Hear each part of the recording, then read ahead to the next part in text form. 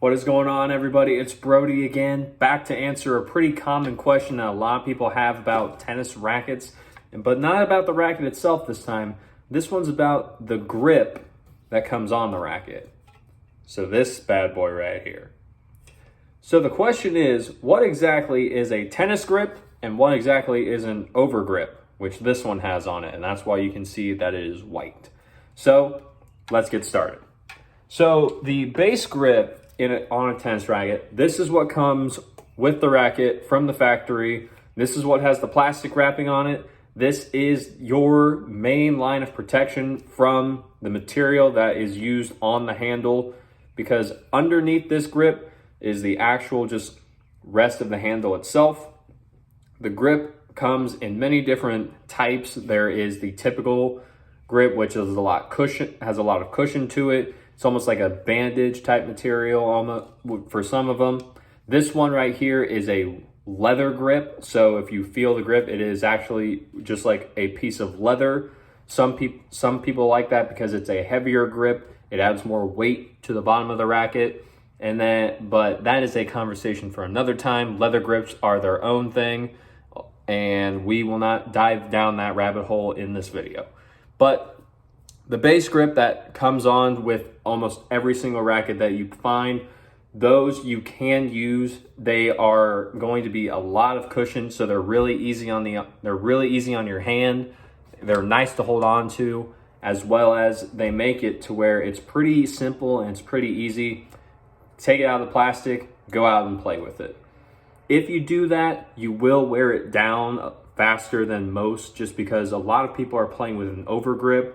But I'll stay on the base grip here for a little bit longer. And the fact is, if you play with just your base grip, then you're going to play with it. You'll probably play with it for between maybe 6 months to a year. Some people less, some people more. It just depends on how much you sweat. So that's one of the main things about grips is you do have, you do have to replace them often.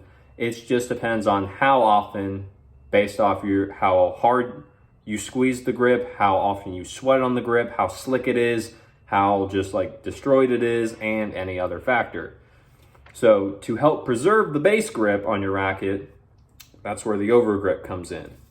Now, overgrips come in all varieties of colors, textures, and whatever else you may want. There are some that feel like sandpapers because they absorb sweat so much more. There's some that feel, There are some that feel as if that they are just extremely cushioned, and there's some that are really like sticky, just so that your hand fits and doesn't come off the racket or slip because you're really locked onto it.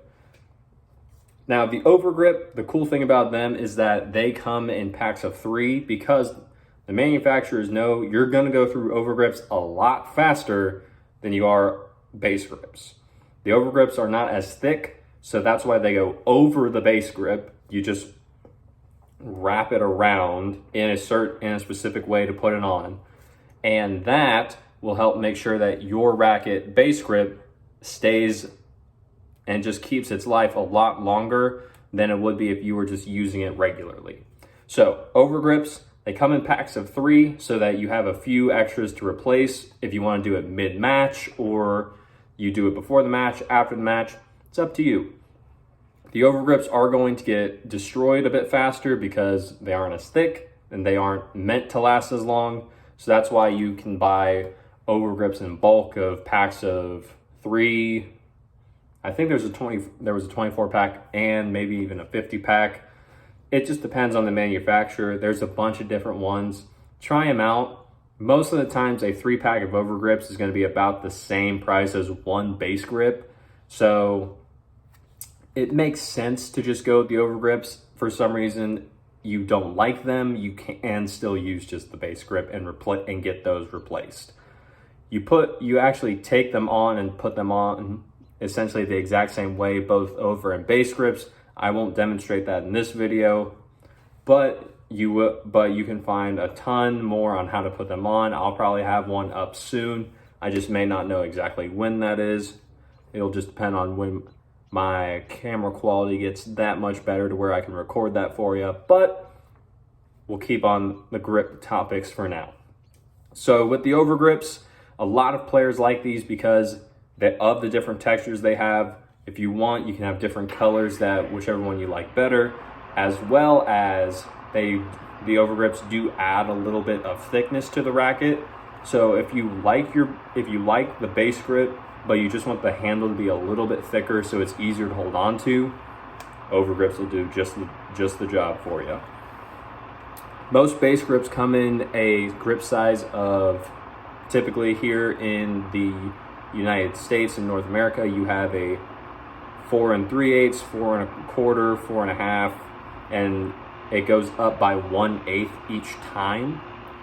And overgrip, if you put one on, essentially adds a 1/16 to that thickness. So if you want to go up a grip size, instead of just buying a brand new whole racket with a bigger grip size, put 2 overgrips on your base grip.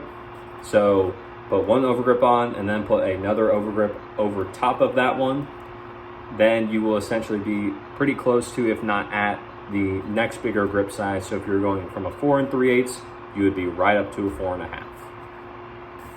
So the overgrips, those are probably the most common item you'll find in a tennis bag because almost every person is playing with an overgrip. You don't have to, it's all personal to you. So that's where the beauty of tennis comes in to be, because you don't have to do this if you don't want to. It's all purely based off whatever you feel works best for you. So if you want an overgrip, great. If you don't, you want to play with a leather grip or the regular base grip, that works too. Nothing is gonna harm you in terms of anyone saying you can't do that. They are wrong. You can do whatever you want with that. And that's pretty much it for overgrips and base grips. If you got any value from this video, leave a like down below, as well as comment if you have any more questions about grips or overgrips. Then as well, subscribe to the channel so that we can share the messages out to the people who actually need it and get rid of a lot of the misinformation that's going around in the tennis community that I see on the daily basis. So with that being said, leave a like on the video, leave a comment down below if you have any more questions, subscribe, and as always, take care.